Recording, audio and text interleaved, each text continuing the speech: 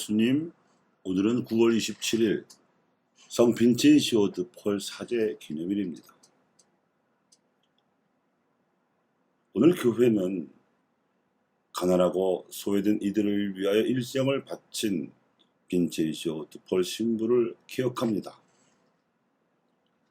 가난한 이들에게 복음을 전하는 일은 예수님의 주된 관심사였고 제자들에게도 강조하셨을 뿐 아니라 모든 사람이 받아야 할 최후의 심판에서도 이 잣대로 심판하시겠다고 말씀을 남기셨는데도 우리 교회 신앙 고백문에는 이 부분이 빠져 있습니다.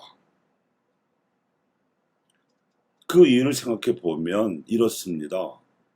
히브리 문화권에서 그리스 로마 문화권으로 복음이 전해지는 과정에서 당시 교부들이 이원론적인 그리스 철학으로 복음을 해석하려다 보니 삼위일체신 하느님과 신성과 인성을 갖추신 예수 그리스도께 집중할 수밖에 없었기 때문일 것입니다. 하지만 그리스 철학으로 해석된 교리나 신앙 고백문에도 불구하고 복음서에서 증언되는 예수님의 가르침이나 행적에 따라서 가난한 이들에게 복음을 전하는 데 헌신한 성인 성녀들이 간헐적으로 교회 역사에 등장해서 복음의 고유한 본질을 계승해 나갔습니다. 이러한 현상은 성경에 쓰여지도록 이끄신 성령께서 사도신경이나 대신경 못지않게 성인 성녀들의 행적을 이끄심으로써 교회의 거룩한 전통을 만드신 성령의 감도하심이라고 볼 수 있습니다.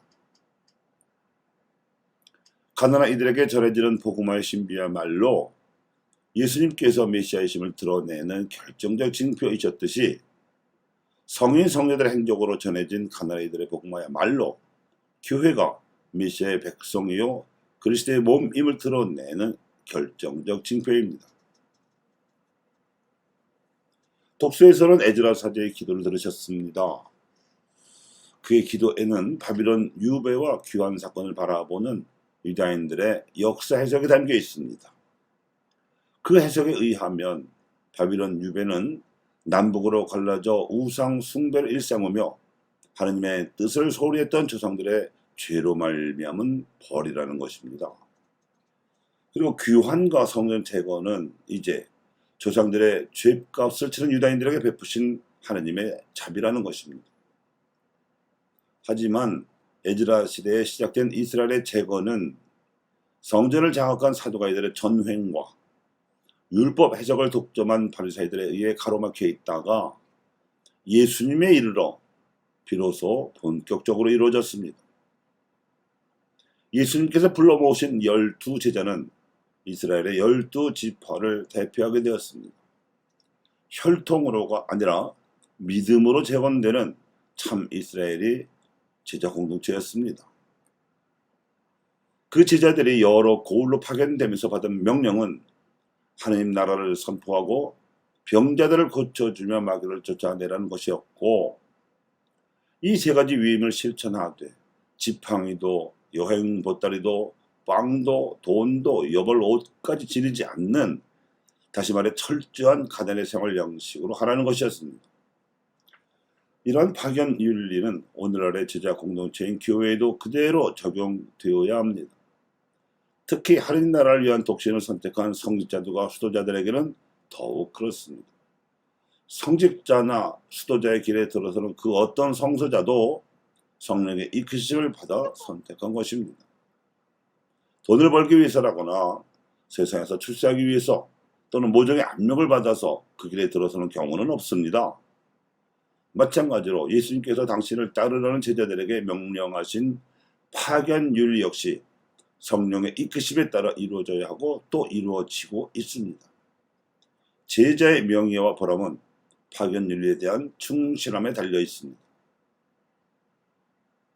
병자들을 고쳐주라는 명령은 위로와 치유의 사도직을 비롯하여 공동선에 헌신하는 모든 활동으로 규결되고 마귀를 쫓아내라는 명령은 개별적이거나 구조적인 사회학에 맞서는 모든 활동으로 규결됩니다.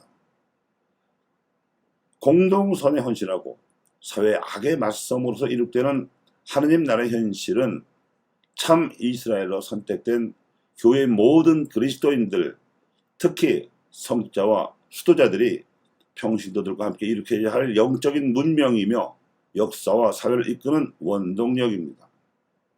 배우자와 가족을 부양해야 할 의무에서 면제됨으로써 얻게 된 자유는 바로 이를 위해 주어진 것입니다. 이런 의미에서 에즈라의 기도는 민족 복음화를 바라는 우리의 기도입니다. 그리고 빈첸시오 드볼 신부의 헌신은 가난한 이들의 복음화를 통해 교회의 새 복음화를 바라는 우리의 헌신이 되어야 합니다. 교회 여러분, 성령께서 우리를 이끌어 주신다는 믿음으로 빈첸시오 드폴의 관점을 더하여 에즈라 사제의 기도를 우리 민족의 현실 속에서 바칩니다.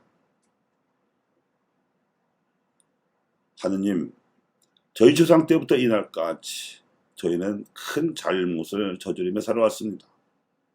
그 죄값으로 초래된 벌로 일제의 식민 통치를 혹독하게 받아야 했는데 일제의 패망으로 해방이 되는가 싶더니 국토와 결과 갈라지고 서로 총뿌리까지 겨누더니 70년째 휴전 중입니다.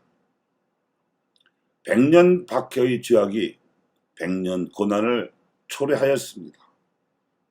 그러나 하나님께서는 종살이와 분단 그리고 독재와 가난으로 신음하던 저희를 버려두지 않으시고 남녘 땅의 대한민국이 전쟁 후의 폐허를 딛고 선진국으로 눈부신 성장을 이룩하도록 해주셨으며 한국가톨릭 교회가 103위 성인과 124위 복자를 배출하고 순교 정신을 계승하도록 이끌어 주셨습니다.